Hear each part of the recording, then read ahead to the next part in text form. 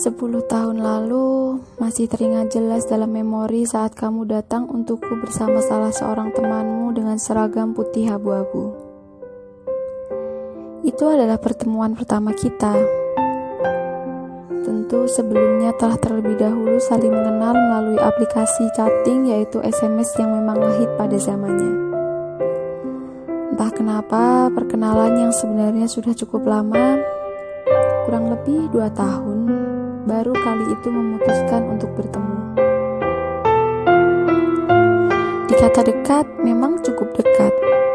Intensi komunikasi kita juga cukup sering. Hanya saja pertemuan memang belum masuk daftar rencana pada saat itu. Tapi setelah pertemuan pertama, ternyata menjadi sebuah awal untuk pertemuan-pertemuan berikutnya.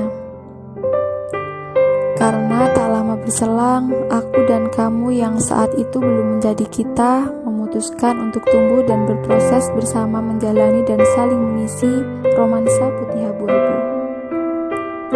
Iya, selama itu jarak antara perkenalan dan jadian kita 2 tahun. Denganmu, aku benar-benar baru mengenal arti mencintai dan dicintai yang sesungguhnya. Aku juga belajar banyak hal, terutama tentang sebuah jarak, waktu, pertemuan, cinta, dan kepercayaan. Kamu bukan yang pertama masuk dalam kehidupan aku. Kamu hanyalah sosok yang sudah berhasil saja menyentuh hati aku dan membuatku sepenuhnya percaya menitipkan cinta. Dalam hubungan kita mungkin tidak mulus-mulus saja.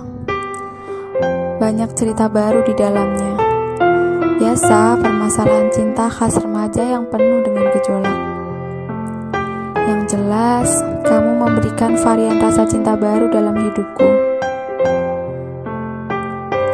Untuk remaja seusia itu, menurut aku, kamu cukup dewasa dalam mengatasi permasalahan yang sebenarnya sumbernya dari aku. Hebat juga ya, dengan segala cerita kita bisa loh bertahan hingga 3 tahun. Walaupun pada akhirnya aku dan kamu memilih jalan lain untuk melanjutkan cerita ini. Tokoh-tokohnya pun berbeda dan bertambah banyak. Bukan hanya tentang aku dan kamu lagi.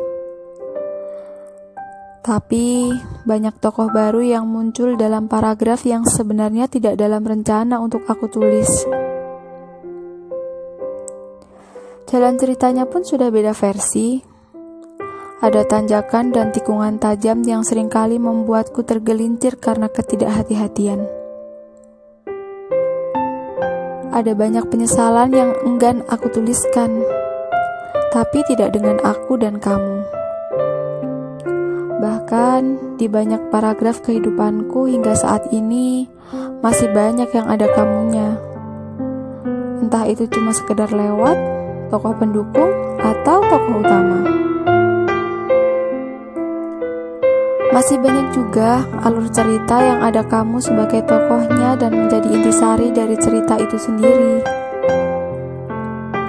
Aku tahu, tidak seharusnya kamu lagi. Maksudnya tidak seharusnya melibatkan kamu lagi. Tapi aku hanya menulis realita yang terjadi. Walaupun sebenarnya mungkin tokoh yang menjadi bagian dari cerita sudah ingin keluar dan berkali-kali ingin